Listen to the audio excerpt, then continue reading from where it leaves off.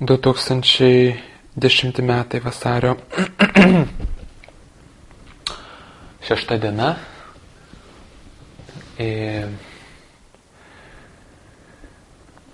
Faktiškai praėjo 2,5 savaitės be jokio tokio pamokslavimo. Ir per tas 2,5 savaitės sukaupė daug energijos. Ir aš vis mokinuosi ją, tas sukaupus energiją nuo buvimo. Faktiškai buvimo vienam, nors dabar atvažiavęs Baktas darbuojasi. Namelėje mes daug nebendraujam, turim savo reikalus, bet sukaupė tą energiją ir reikia mokėti paleisti vėl tam pačiam vidiniam darbui. Ir aš jas dar nelabai moku panaudoti vidiniam darbui. Dar norisi išliekti, papamokslauti, atiduoti tą energiją.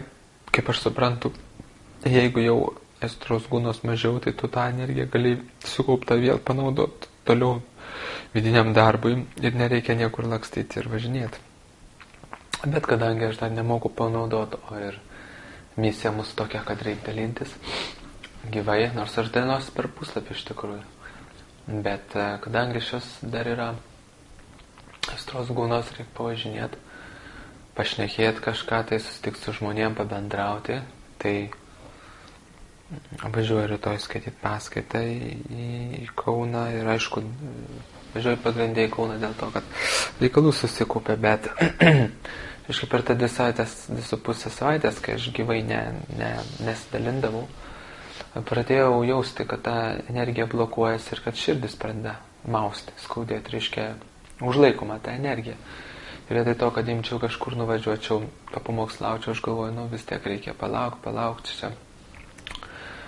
Palauk, kol bus vėl kažkoks tai, reiškia, pakvietimas išvažiuoti papamokslauti. Ir visas tas 2,5 savaitės iš tikrųjų jos labai dideliu greičiu praskriejo ir bet aš tą jutau, kad reikia man tos energijos susikaupę daugiau, negu kad aš jos atiduodu. Dėl to permušinėjęs širdį, reiškia, skauda širdis.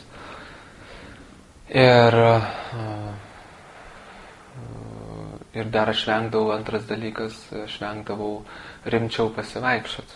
Išeidavau ten 15-20 minučių pasivaikščioti ir viskas, o reikia, kaip šiandien išėjau 40 minučių, pirmyn atgal, sparčių žingsnių, kvėpuoti tik per nosį ir tikrai labai daug to atpalaidavo tą širdį, tą energiją išmečiau.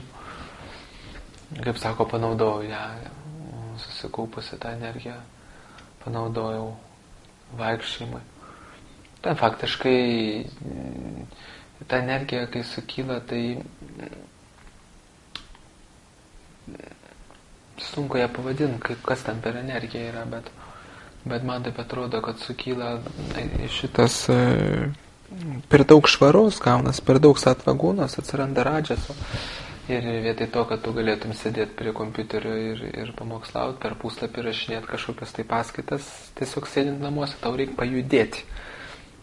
Ir pasivaikščiojimas vienas iš tų būdų, kaip tą susikaupusią aistros energiją, tokią aistros gūnos noriu paveikti, išliet. Kitas dalykas, išvažiuoti kažkur namahatą pravesti, taip toliau.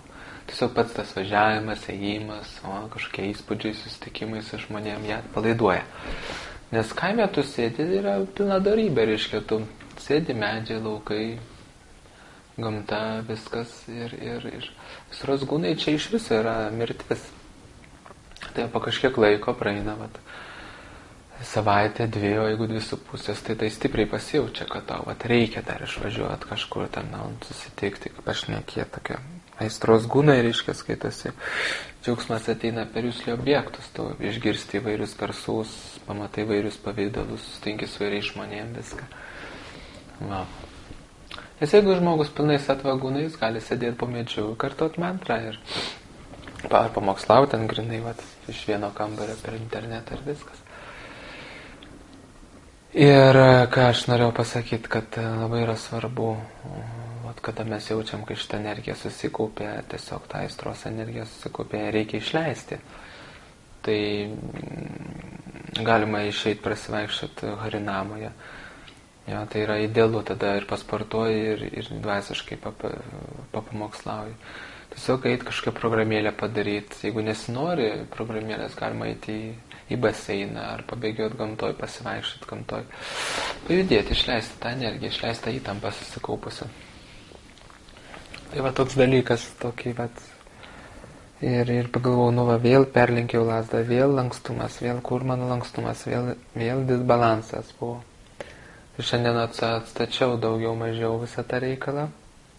Ir po to kartuojant mantrą išvydau, tiesiog pameditavau 7 čakrą. Ir pamačiau labai gražų platų lotusą. Ne tai, kad lotusas būna, kai žiedlapiai į viršų eina. Bet jie buvo tokie kaip lėkštė, reiškia, tie kaip ir būna tos ramūnės, reiškia, gėlytės.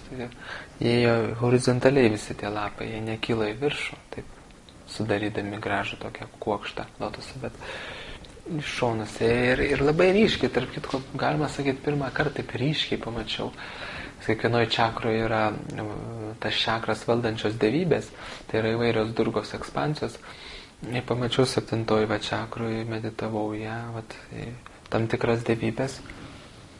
Ir gana labai ryškiai mačiau ir jos stovėjo būtent ant tų lotosų, tos dievybės.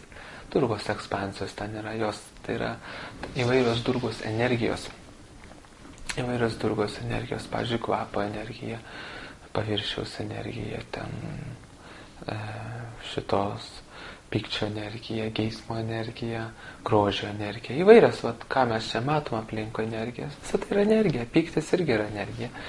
Lygiai taip pat šitas susižavėjimas yra energija, meilė yra energija. Ir ta dievybė reiškia, ką jinai padarė, bet vėlgi tas pats momentas, kad kada mes praktikuojame, viešpats mus šitos Krišna per savo atstovus, tai yra per pusdievius, reiškia, padeda ir subalansuoti fizinį ir subtilų kūną. Ir reiškia, jinai ką padarė, jinai pradėjo, aš pajutau, kai pradėjo man širdį atpalaiduoti. Ir iš jos išėjo žalsva spalva, reiškia, tai yra širdies čakros spalva. Energija tokia žalsva, jinai pradėjo eiti į širdį ir aš pajutau, kaip širdis buvo susitraukusi, nes aš save blokavau. Tiesiog galvoju, ką aš čia važiuosiu, kaip sakiau.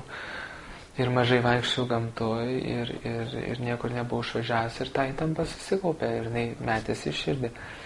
Ir jinai pradėjo leisti ir pradėjau jaust, kai vidiniai raumenys, reiškia, širdies pradėjo atsipalaiduoti. Ir aš daug nesikoncentravau, kartau mantrą tiesiog, nes tai yra įprasta jau dalykai man asmeniškai. Bet tas vėl atėjo suvokimas, kad Krišna, kad reiškia Durga motina, jinai rūpinasi Krišnos paliepimu, rūpinasi bhaktais ir padeda bhaktam, subalansuoja tas čakras, subalansuoja kitus visokius energetinius momentus mūsų subtiliam kūne. Ir tai yra labai labai džiugu, kad tu matai, kad tavim rūpinasi. Labai džiugu. Ir tos dievybės yra kiekvienoje čakroje, 1, 2 iki 7. Kiekvienoje čakroje yra kažkiek tų dievybių, kurios kažkaip tai susijusios su tos čakros veikla, su tos čakros funkcionavimu. Jos turi savo vardus ir galima jam lenktis kaip Dievo, kaip Durgos ekspansijom, kaip Krišnos tarnaitėm. Galima, jokių problemų tame nėra. Jos padeda bhaktui. Jeigu tu, aišku, pradedi tenkintis, tai jos tada ką baudžia? Durga baudžia. O jeigu tu nori susibalansuoti, kad tu galėtum geriau tarnauti, tada jos padeda. Tai tokią patirtį turėjau. Baltam lotose stovėjo tos dievybės. Labai ryškiai lotosą mačiau. Kitaip sakant, mūsų tas mechanizmas, subtilus, grubus kūnai, jie yra pilnai kontroliuojami, ruošiami, valomi, kažkas instaliuojama, kažkas išinstaliuojama, kaip kompiuteryje, kaip būna per Formulę 1 atvažiuoja. Formulė privažiuoja, ten prišoka greitai, čik pakeičia ratus, kažką įpila, kažką patikrina, pasižiūri, mišku paleidžia. Taip ir čia. Pastoviai, jeigu ten laiks nuo laiko tik pravažiuoti reikia daug ratų, kad po to jūs vėl sustoja ir tie mechanikai prišoka.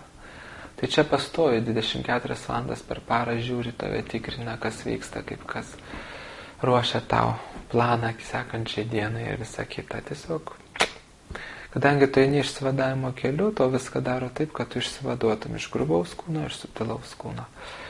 Pažintum save kaip dvasinę sielą ir atliktum tyrai atsidavimo tarnybą. Nes tyra atsidavimo tarnybą gali atlikti tada, kai išsitapatinė iš šitų dviejų kiautų. Tai reiškia, kad nebėra egoizmo. Nes egoizmas tik tais verčia tapatintis su šitais kiautais. Ir viskas darai. Tyrai tarnauji Krišnai ir mirtis nėra sukelianti baimės reiškinys, kada tu išsivadavęs iš šito kūno. Ir kiek tai truks šitas procesas, kiekvienam individualiai yra ruošiama, bet jeigu tu įtesi, tai be jokios abejonės tave kiekvieną dieną ruošia, kad tik tais tu pabiškai valytum, išsitapatintum. Ir gali suvokant, kiek tos asmenybės mato tave iki pat dugno, tai kaip yra kaip ant delno visas jiems grubus kūnas, subtilus, visas tas mikroschemos jiems ant delno, jos žino, ką daryti, kaip daryti. Ir visą tai prižiūri Paramatma. Paramatma, jinai gražina, jos funkcija yra gražinti sielą pas Krišną. Va. Tai va tiek norėjau pasidalinti. Hare Krishna.